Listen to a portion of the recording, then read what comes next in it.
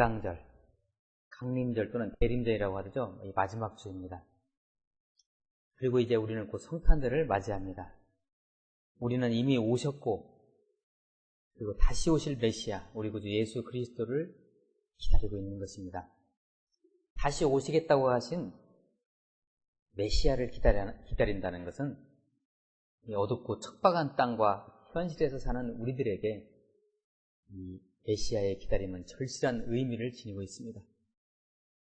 우리가 습관적으로 믿기 때문에 그러려니 살아가지만 좀 더 절실함을 가지고 예수님 다시 오심을 그리고 그분과 더욱 친밀한 동행을 구해야 할 때입니다. 저는 여러분의 개인적으로 심령 깊은 곳에 우리 주님 자리하시기를 축원합니다.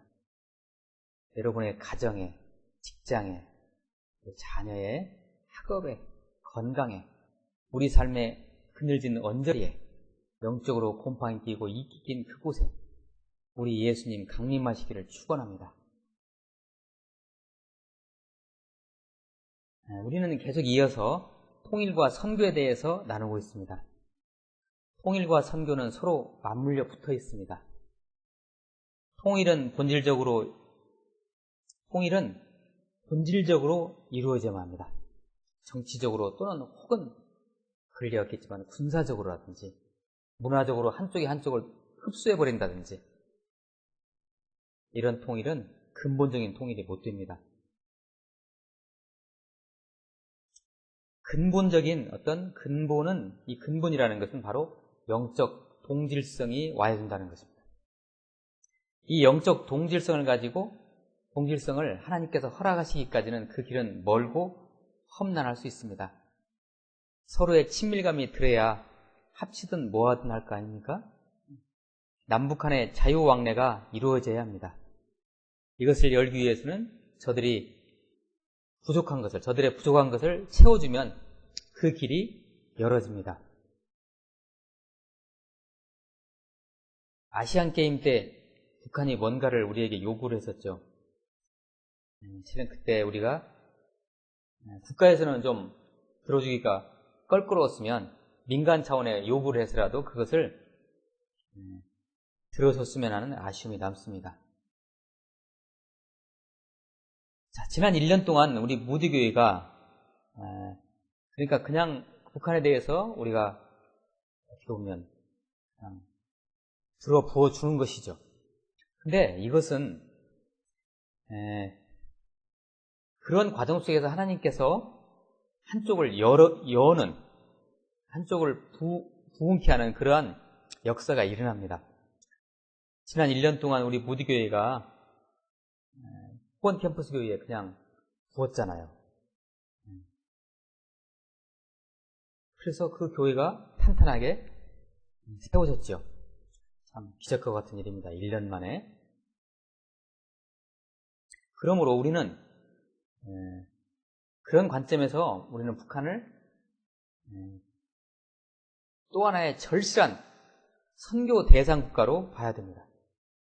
선교 대상 국가. 우리와 적대시하는 우리와 서로 총불을 겨누는 그러한 나라이라기보다는 이렇게 되면 절대 안 내려지죠. 물론 여기서 중요한 것은 국방에 대해서 소홀해서는 안 됩니다. 국방하시는 분들은 철저하게 어떤 만해 사태를 대비해야 됩니다. 통일이 가까울수록 방심해서는 안 됩니다. 정치적으로 외교적으로 또 하시는 분들은 그쪽에서 또 철저하게 준비를 하시고 나가셔야 됩니다. 절대 느슨해서는 안 되죠. 어쨌든 우리가 북한을 또 하나의 절실한 선교 대상 국가로 봐야 한다는 것은 작금의 우리 통일 문제에 있어서 굉장히 중요한 문제죠. 바로 이 독일 통일이 아주 좋은 예죠. 서로의 동질성을 회복하기 위해서 서독이 엄청난 희생을 치렀습니다. 실은 그 희생을 바로 서독에 있는 교회가 감당했던 것입니다. 그래서 그들의 동질성이 서서히 회복이 되고 서독보다도 동독 사람들이 실은 통일을 요구했던 것이죠. 가령 동독과 서독의 독일 그 화폐가 마르크죠. 화폐 단위가 마르크인데 동독과 서독의 마르크 다 똑같은 이 동독 마르크가 있고 서독 마르크가 있는데 그 마르크 그 비율이 4대1이에요. 4대1. 그러니까 서독이 4배가 많은 거죠. 동독보다. 그래서 서독 사람들이 싼 맛으로 동독에 가서 물건 같은 거 구입하고 그랬어요. 그러니까 4배를 더 살 수 있으니까. 예. 그런데 문제는 동독 사람들이 서독에 왔을 때 그게 문제 아니겠어요? 그 돈 가지고 와서 뭐 하겠어요? 4분의 1로 줄어버리는데. 그래서 가령 동북 사람들이 차를 가지고 서독에 오게 되면 그 주유비라든지 그 다음에 숙박비 여러 가지 이것들을 독일 그 서독의 교회가 그것을 감당했어요. 엄청난 희생이죠, 이게. 이게 선교비인 거예요, 바로. 그래서 이제 그들의 그 동독의 교회들이 마음을 열기 시작했고, 그래서 서로 이게 열어지기 시작한 거예요. 그러다 보니까 서로 이제 동독과 서독 사이에, 서독과 동독 사이에 자유 총선거가 있었어요. 이제 통일을 할 것이냐, 말 것이냐, 그리고 통일을 언제 할 것이냐, 투표가 있었는데, 서독 사람들은 거기에 그 사람들이 한 10년 후에 통일하자. 거기에 그 표결을 했는데, 동독 사람들은 지금 즉시 하자. 그래가지고, 결국 지금 즉시 통일로 방향을 잡게 된 거죠. 동독 사람들의 마음문이 열어져가지고 그렇게 된 거예요. 그러니까 실은 우리가 북한을 열고, 이것이 선교적인 차원에서 북한을 열고 그것들을 통일을 향해 가기 위해서는 북한 사람들의 이 마음이 열어져야 돼요. 마음문이 열어져가지고 우리는 남한 사람들과 함께 하고 싶다. 이런 마음들이 막 굴뚝같이 일어나서 그들의 정권의 압력을 갖다가 뛰어넘어서가지고 갔을 때 이건 통일이 가능하죠. 그렇지 않으면 어려워요. 이 북한 사람들이 이 사람들이 띵하고 있으면 거의 이것은 불가능해요. 어쨌든 간에 동서독의 자유 총선거가 그렇게 즉각 통일로 이루어졌고, 이 모든 과정에서 실은 하나님이 역사하셨어요. 가령 이런 거 있죠. 지금 이제 북한이 아니고 동독과 서독의 서로 정치 이 관료들이 만나서 이제 통일에 대해서 지금 막 회의를 하고 있는데, 동독과 서독에 있는 사람이 난리죠.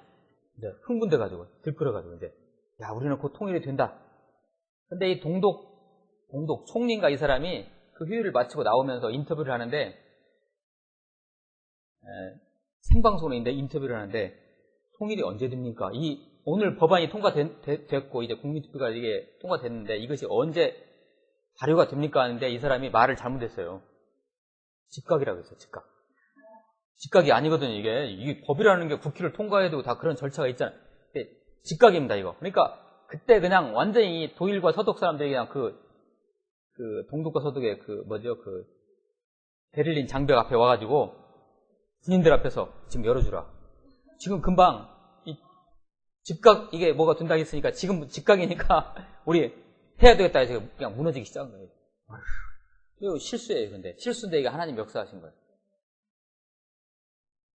자, 하나님 안에서의 이 통일, 북한에 있는 하나님과 남한의 하나님이 하나 되는 거, 영적으로 근본적으로 영적 동질성이 회복되는 거, 이건 독일 통일이 우리에게 준 교훈이죠.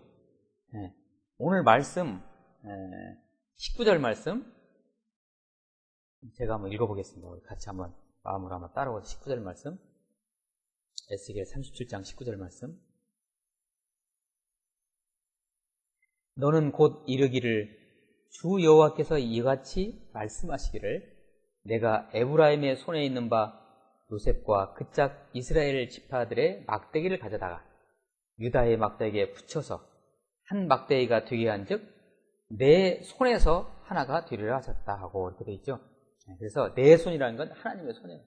결국 이 통일이라는 것은 우리도 남유다와 북이스라엘의 통일이 하나님 손 안에 있었듯이, 독일 통일이 그랬듯이 우리도 하나님 안에서 영적 동질성을 회복하는 게 바로 통일의 지름길인 것이죠. 자, 2015년에는 우리 무디교회의 선교 1순위가 북한이 되었으면 좋겠습니다. 구호만 기도만 살아있으면 안 되고요, 이거. 동역자분들 개인적으로 북한에 대해서, 북한 선교에 대해서 연구하셔야 할 것 같습니다. 공부하셔야 됩니다, 이거. 그리고 북한 구호단체나 북한 선교단체와 연계가 되어 작은 일부터 하나씩 우리가 해결해 가면 되는 것입니다. 저는 호원대학교 도서관에 제가 쳐봤어요. 북한이라는 말을 딱 쳐봤더니 900개 이상이 나오더라고요.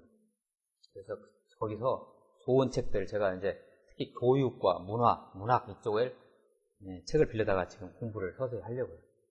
특히 북한의 교육에 대해서, 그리고 북한의 이제 교회에 대해서 혹시 자료들이 있으면 그것도 이제 뭐 인터넷 같은 데 찾아가지고 이제 공부를 하나씩 하려고요. 자, 우리 분단조국을 눈앞에서 견디며 한편으로는 세계복음화 또는 이 백투 제루살렘을 이루려는 우리들, 이 남한의 교회의 공동체는 바로 다시 말씀드리지만 이 선교적인 차원에서 북한을 바라봐야 합니다. 요컨대 북한을 보는 우리의 시각이 두 갈래입니다. 하나는 하나님의 일하심 속에서 선교적 마인드로 보는 것. 그 다음에 다른 하나는 동족이기에, 우리가 하나이잖아요. 원래 동족이기에 하나 되어 통일로 가는 것입니다.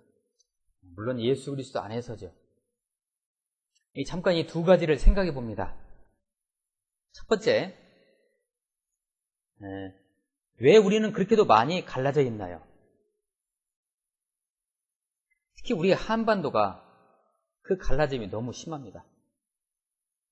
글쎄요, 뭐 인간의 주성이라는 것이, 마귀가 하는 역할이 주의 통로를 타고 어둠의 세력들이 하는 역할이 뭐냐면은 분리예요. 자꾸 이간일시키고 분리시키고 싸움시키는 거잖아요. 그래서 보통 인간들이 사는 곳에는 이런 분리가 분명히 있지요.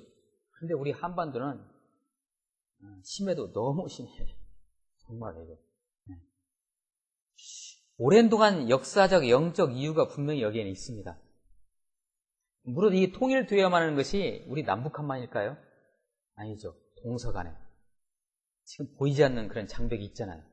노사 간에, 그 다음에 빈부에 간에, 부모 자식 간에, 그 다음에 선생과 제자 간에, 직장 상사와 부하 직원 간에, 그리고 남편과 아내 간에 갈라질 대로 갈라져가는 이 시대, 이 땅, 거기서 끝나는 게 아니죠. 우리 교계는 어떤가요? 말씀드리기 참 부끄러운데, 우리가 속해 있는, 보통 우리가 예수교 장로회라고 하는데, 예수교 장로의 교파가 얼마나 있을 것 같아요?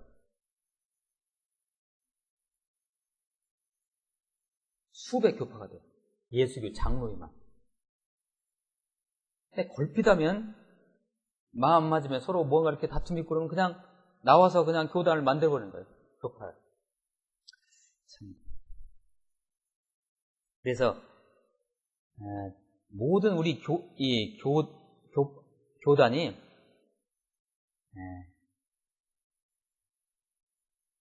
장로교, 침례교, 성결교, 감리교, 순복음 이 정도로까지만 나눠줬으면 좋겠어요. 그것도 나중에 하나 됐으면 좋겠어요.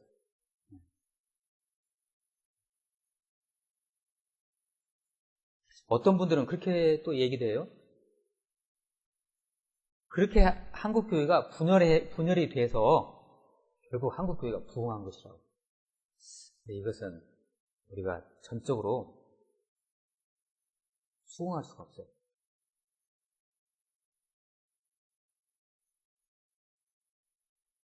그 교파가 지금 나눠져 가지고 오는 여러 가지의 그 폐해가 분명히 있죠.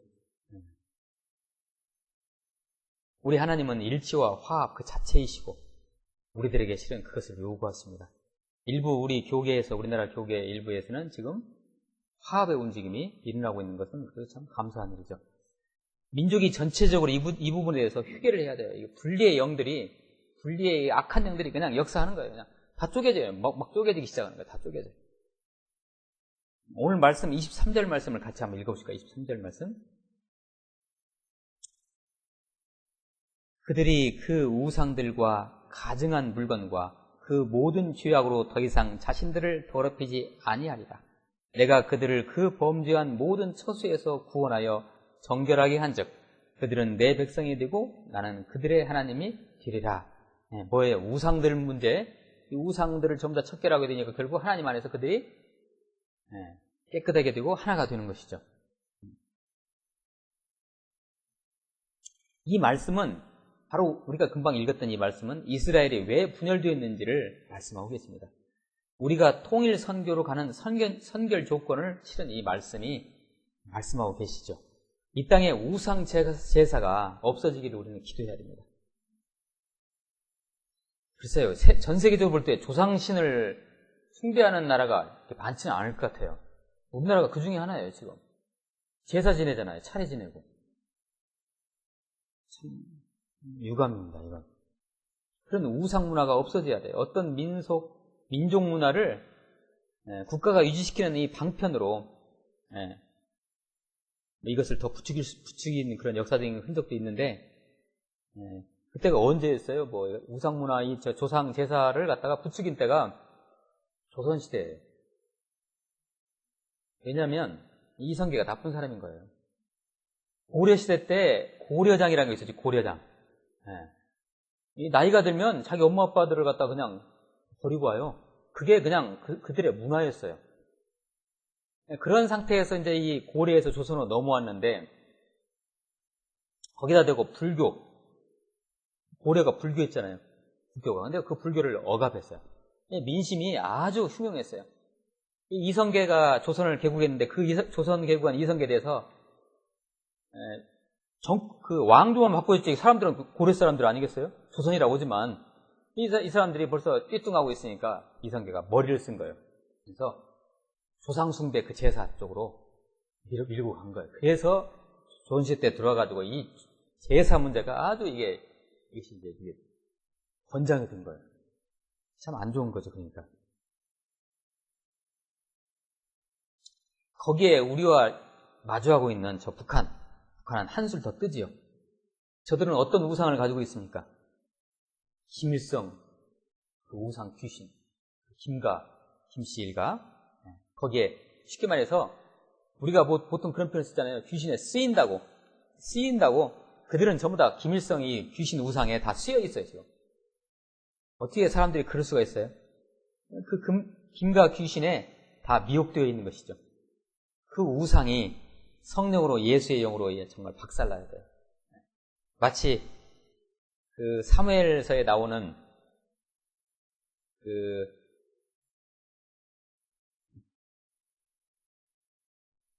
블레셋과 전쟁할 때 그 법궤를 블레셋 사람들에게 뺏겼잖아요. 그런데 이 블레셋 사람도 소문을 다 들었거든. 법궤에서 막 하나님의 능력이 나타나고 기적이 나타나요. 그래서 그 법궤를 무조건 기적이 나타난 줄 알고 얘네들이 그 법궤를 갖다가 자기네들 다곤상, 그들의 우상, 그 다곤상 있는 데다가 딱 갖다 놨어요. 그들 나름대로 뭔가 그 역사를 이루려고. 근데 그 다음날 일어나 보니까 다곤상이 박살나 있는 거예요. 하나님의 이 신이, 여호와의 신이 그 다곤의 우상신을 갖다 박살내버린 거예요. 그렇듯이 저 평양에 있는 김일성 그 동상, 그 우상이잖아요. 거기에 그들을 숭배하고 있다니까, 실제로. 김정일 그 상, 그것이 그냥 우리 예수님, 우리 하나님의 법궤로 다 박살나요. 이게 참 중요한 거예요. 하나님의 강력한 영광의 임재가 그곳에 필요한 것이죠. 그러니까 이것은 이러한 뭔가 그 분리의 영들이 역사하는 그런 저변에는 남한과 북한이 다 이유가 있는 거예요, 이렇게요. 이게 참 문제예요. 이것이 꽉 잡고 있어요.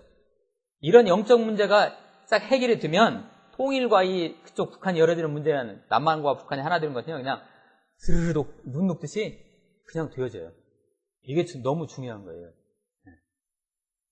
그냥 아무리 다른 것으로 우리가 그쪽을 열고 통일하려고 노력해도 안 될 거예요. 이 문제가 해결되지 않는. 자, 그래서 통일과 이 선교의 움직임은 어쩌면 우리 가정에서부터, 그리고 우리 교회부터, 우리 교계부터 우리가 할 수 있는, 실천할 수 있는 것, 작은 것부터 하나씩 실천해가는 것이죠. 이 얘기는 우리가 하나님의 마음과 근본적으로 합해야 한다는 것입니다.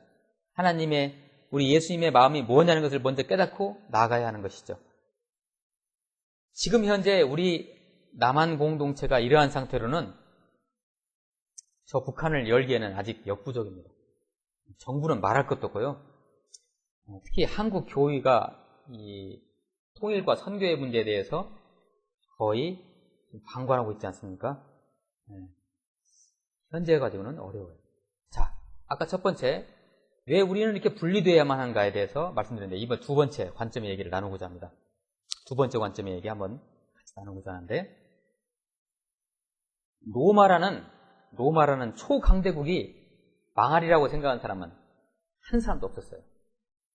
그런데 부실한 건물이 와르르 무너지듯이 그 대국이 무너졌어요.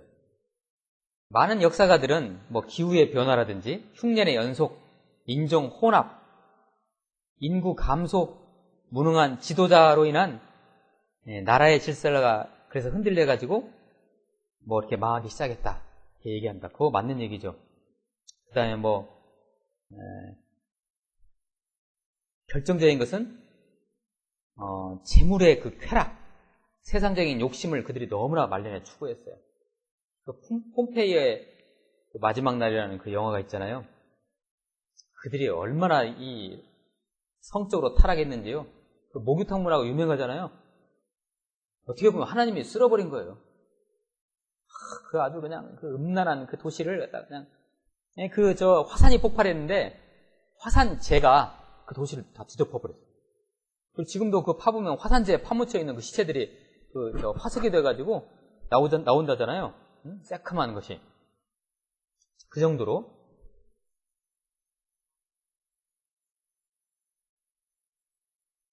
특별히 또 한 가지 이제 이 로마가 멸망했던 이유 중에 하나가 아주 잘 보장된, 잘 발달된 사회 보장 제도가 로마의 멸망을 또 부추겼다고 그래요.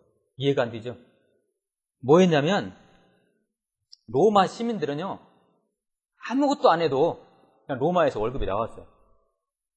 그러니까 그들이 하는 일이 뭐였어요? 콜로세움에 모여가지고 그런 이상한 것도 즐기고, 그죠? 쾌락을 즐기고 막 그런 것만 몰두했던 거예요. 이것이 이제 그 민족들을, 로마 시민들을 나태하게 만들어가지고 결국은 나라의 기반이 흔들려버리는 그런 것을 가져왔어요. 그들이 말이죠, 일 안 해도 먹고 사니까, 사회보장제도가 너무 잘 돼도 이거 문제니까. 일 안 해도 먹고 사니까 지루함의 연속이 이루어지고 무리하니까 그들이 추구한 게 뭐였을까요? 사람이 무리해지면 아주 충동적이고 자극적인 걸 추구해요. 우리가 입맛이 떨어지고 그러면 뭘 추구하죠? 매운 거 먹고 막 그러잖아요. 그러듯이 우리 인간의 그 감각도 무리해지면 특히 성적으로 아주 그냥 변태적인 거, 그런 거 추구하고. 로마가 그렇게 간 거예요. 이 변태적인 쾌락을 추구하게 이르면서 도덕 지수가 건전한 로마 제국을 지탱해줬던 도덕 지수가 급격히 떨어지기 시작했어요. 그래서 로마는 썩기 시작해가지고 망하기로 갔던 것이죠. 그러나 또 결정적인 또 이유가 안에서 로마가 이제 멸망하게 된 것이, 우리가 이제 세계사에서 그걸 배웠잖아요. 바로 게르만족의. 그때 당시 로마 시대의 게르만족은 뭐예요? 야만족이잖아요. 야만족, 게르만족의 남아. 네. 기억나시죠? 그럼 배운 거. 기억 안 나요? 근데 그때요, 훈족이라고 있었어요. 훈족이 누구냐면 바로 우리 몽골족.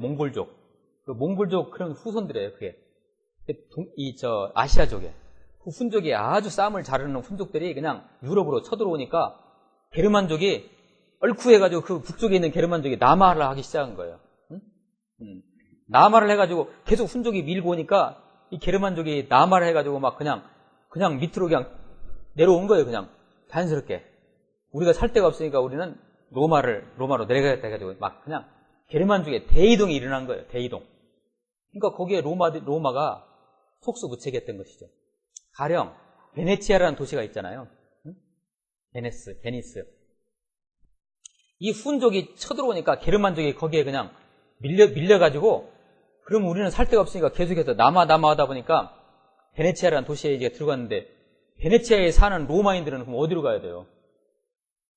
물속으로 들어가야 하잖아요. 그래서 무리의 집이 그때 생긴 거예요. 베니스라는 도시가. 그래서 물의 도시가 된 거예요. 참 재밌죠, 아주. 네. 그래서 베니스가 그런 도시가 생겨난 거예요. 쫓기다가 살 데가 없으니까. 아무튼 어쨌든 게르만족이 남하하면서 게르만족의 이쪽 동고트족, 고트족이라고 하죠. 게르만족의 한 분파인 동고트족, 서고트족, 그 다음에 프랑크족, 그 다음에 저쪽 영국 쪽인 앵글로 섹슨족, 이런 족들이 그냥 이 남하하면서 이 유럽을 갖다 점령하기 시작했어요. 그래서 게르만족이 결국은 유럽을 다 휩쓸어 버렸던 거죠. 로마가 끝장 나온 거예요. 신성 로마 제국이 세워지고 동로마 제국 서로가 분리되면서 이제 로마 제국은 문을 닫게 된 거죠. 자, 인류 문명사를 볼 때 한 나라가 망할 때는 오는 그 결정적인 현상은 우리가 금방 얘기 들었죠. 여러 가지 것들. 그렇지만 결정적인 게 뭐냐면 바로 도덕성 사라지는 거예요. 도덕성. 물론 이러한 도덕의 타락상은 어느 시대, 어느 사회나 어느 국가나 다 있어 왔지만 그러한 현상이 모든 서민에 이르기까지, 그리고 이런 사투리 써서는 안 되는데 깽바리들에 이르기까지 퍼져 있으면 그 나라는 망하기 직전. 근데 유감스럽게도 지금 우리나라가 사우스코리아가 지금 그 상태입니다. 사우스코리아. 그래서 어떤 분들은 세월호에 대해서 독특하게 해석하시는 분들도 있어요.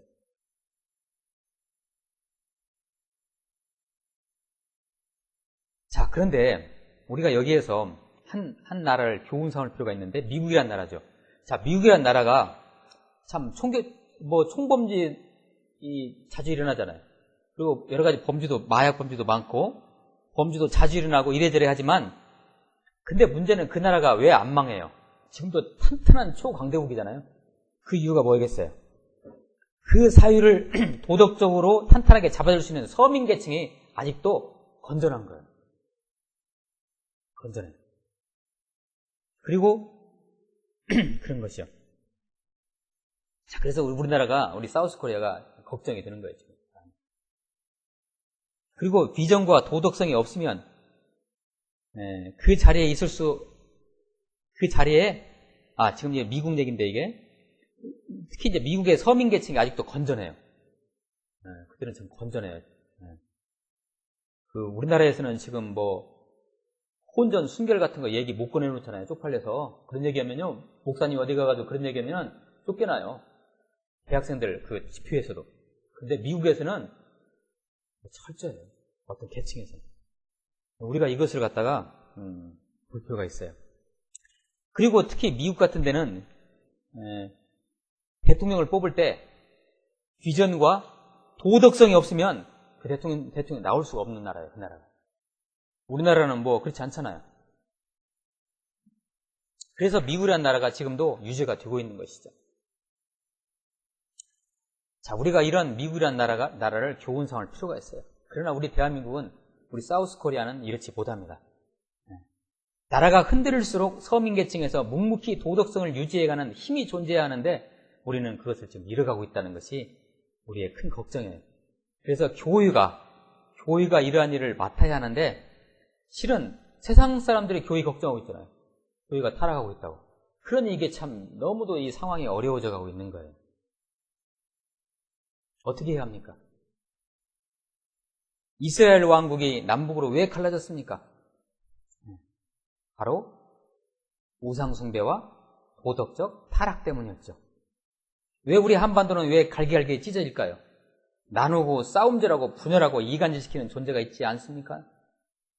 조금 전에도 우리 나눴지만 누굽니까 그게? 잘 아시죠? 하나님은 나누시는 분이 아닙니다.